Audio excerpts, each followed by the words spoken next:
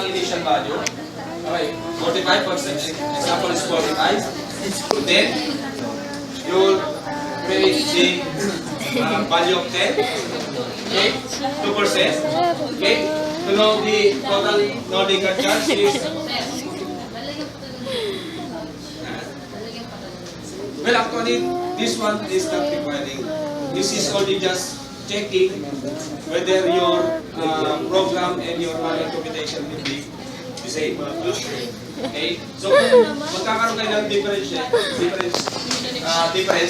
it's because there is some errors in your formula.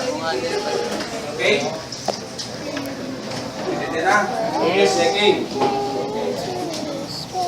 Okay.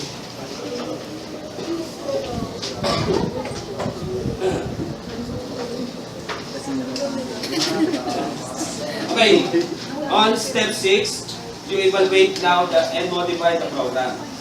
Okay? So on step 6, you